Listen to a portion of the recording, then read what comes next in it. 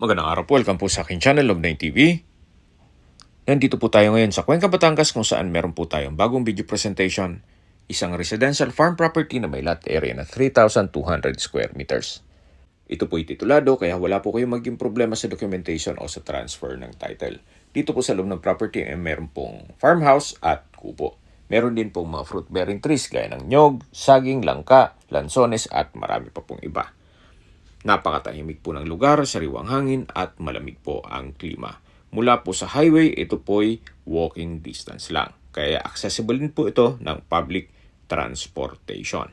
Patag na patag po ang lupa, kaya usable po lahat. Wala pong masasayang. Binebenta po ito ni owner sa halagang 4,000 pesos per square meter.